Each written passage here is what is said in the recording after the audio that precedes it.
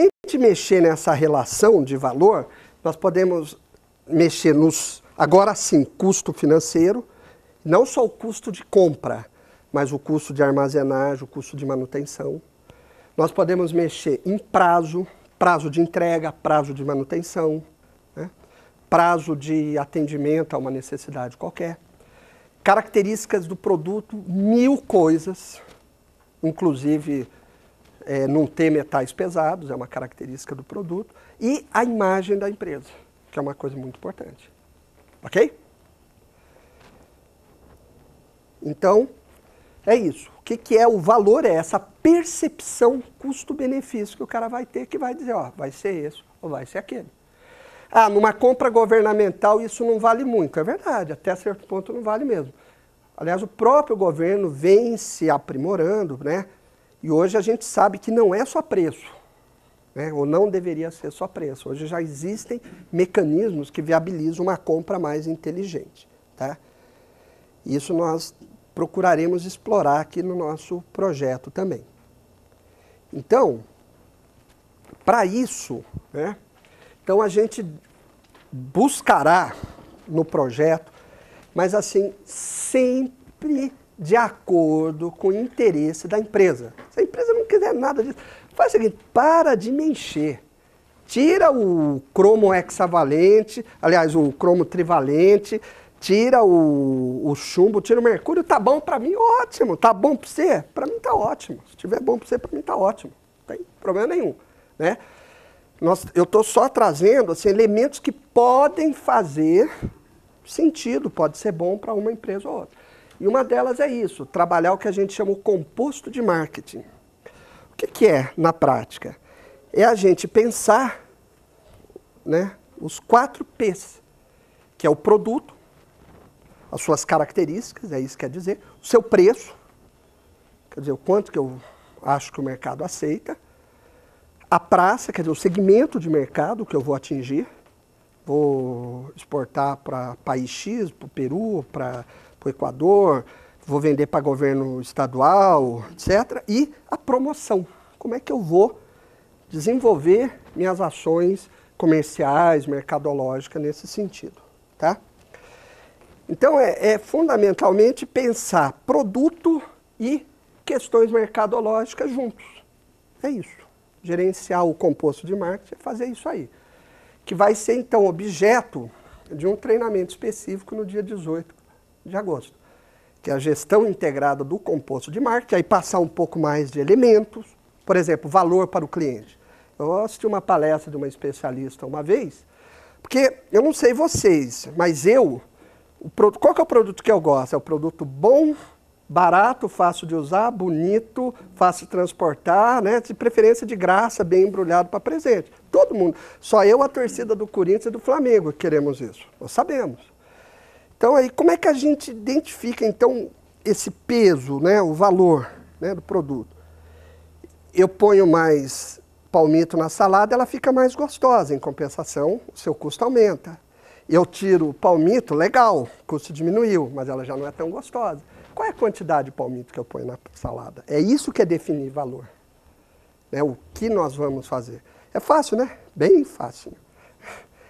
É a ciência do negócio, está aí. Né? Ciência do negócio.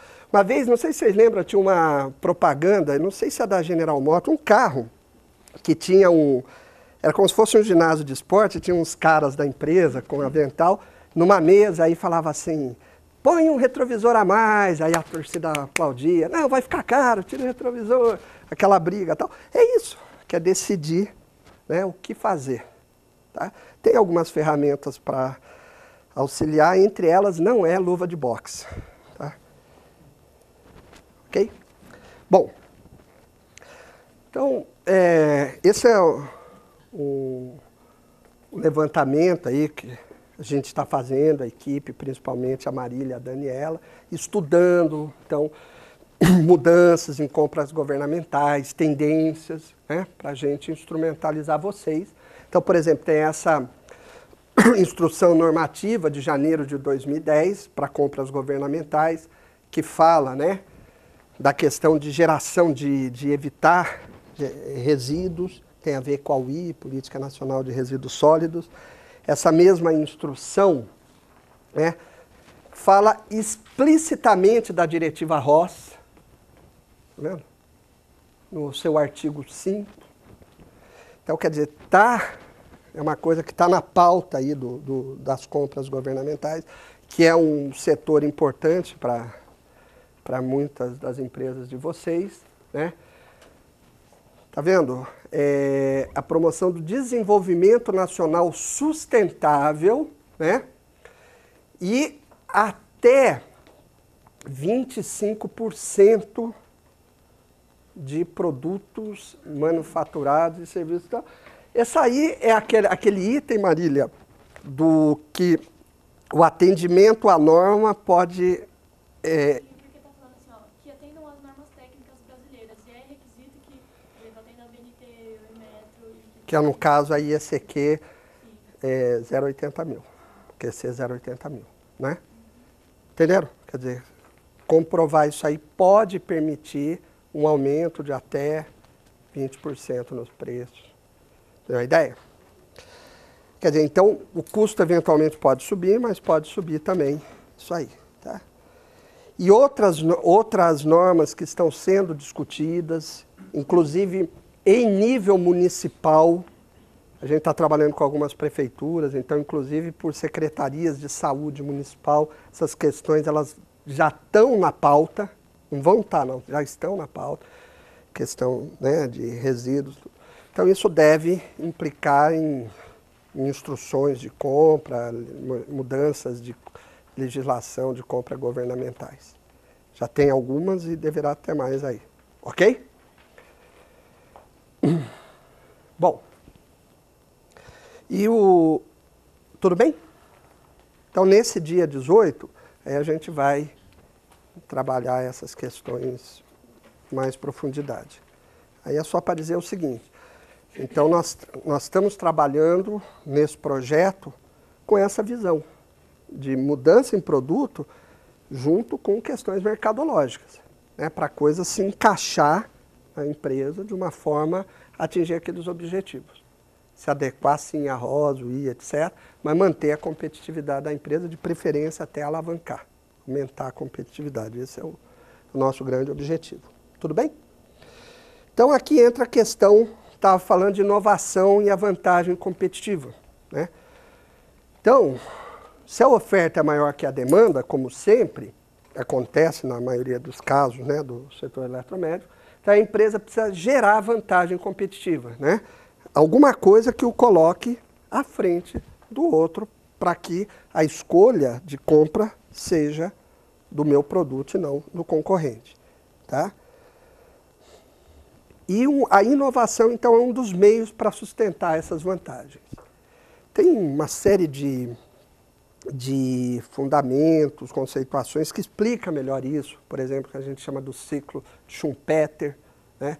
Mostrando como é que funciona a coisa da inovação. Tá? Mas é basicamente isso. Quer dizer, sem complicar demais, quer dizer, no momento que eu trago alguma coisa que é nova e que agrega vantagem, né, agrega valor, lógico, ao cliente, se eu fizer uma mudança, né, que não é... O produto funcionava bem, agora mudou, não funciona mais. Aí isso não é inovação. Inovação é uma mudança que agrega valor, né? Então, no primeiro momento, se ele agregar valor, ele tende a aumentar, então, a competitividade da empresa. No segundo momento, o concorrente não é besta, ele vai olhar e vai procurar fazer igual ou até superar. Então, a inovação ela tem um ciclo de vida. E a coisa, né, continua girando. Por isso que o Schumpeter, que é um teórico, economista aí da década de 30, 1930, chamava a inovação como destruição criadora. No sentido de quando você inova, se destrói o antigo. Criando uma coisa nova, você acaba com o antigo e a coisa vai num ciclo contínuo. Agora, quando a gente fala... Fala, Sandra. Só para falar um pouco, dentro desse projeto como um todo, dá para fazer uma diferenciação entre inovação e melhoria contínua? Beleza. O seguinte, a gente costuma dar muito nome para a mesma coisa. Antes eu falei assim, a gente dá nome igual para coisa diferente, o contrário acontece. né? Então, existem muitos nomes que se dá para o mesmo fenômeno, para a coisa em si, né? Por exemplo, melhoria contínua, Kaizen, desenvolvimento organizacional, própria inovação, são nomes, né, que trazem consigo o quê? Alguma mudança que ocorre dentro da empresa. Então, como é que eu prefiro tratar essa coisa? Dessa forma, nós temos tudo isso trata fundamentalmente do quê? De uma mudança. Aí vamos. A sua pergunta é excelente. Agora, essa mudança, ela se dá aos poucos? Sim. Então, ela é um tipo de mudança incremental, né, que está dentro da filosofia do Kaizen, da melhoria contínua, né, que é gradual, devagar e sempre. Em alguns momentos, não é sempre, você tem uma mudança radical, né, uma inovação. Por exemplo, eu mudo totalmente o meu produto, é uma inovação radical, né? Aqui seria, por exemplo, agregar alguma coisa, mudar uma funcionalidade, mudar o design, uma coisa menorzinha. Falando de produto, porque eu posso falar de qualquer outra coisa, tá?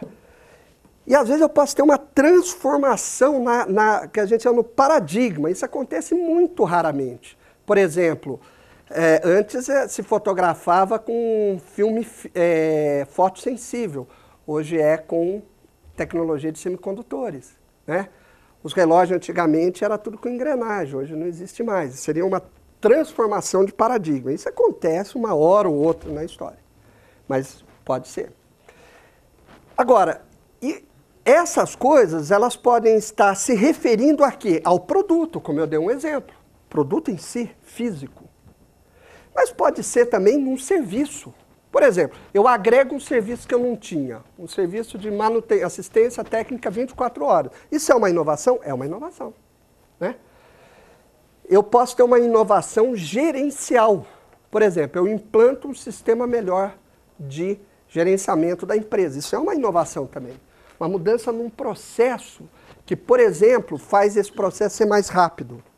Eu produzo o mesmo produto, só que ele é mais rápido. Eu produzo o mesmo produto, só que de um jeito mais barato. Isso é uma inovação também. Então, qual é a vantagem de integrar o conceito? É porque o fenômeno, a base de qualquer dessas coisas é a mesma. A maneira de conduzir essas coisas é essencialmente o mesmo. São nos detalhes que a coisa se modifica. E aí, então, aquela coisa, quanto mais integrada tiver a empresa, quanto menos penduricalho, começar a inventar uma série de coisas, dando nome diferente para a mesma coisa, melhor para a empresa, né? Por exemplo, se eu vou mudar alguma coisa que aumente a segurança do produto, que aumente a qualidade, que diminua o preço e tal, não importa, importa que eu vou mudar alguma coisa no produto. E essa mudança, ela é conduzida de uma mesma forma. Então, quando a gente fala em inovação, uma época, Sandro, que o foco era a qualidade, eu usava melhoria. Eu falava melhoria radical, melhoria contínua. Hoje a palavra de ordem é inovação. Para mim,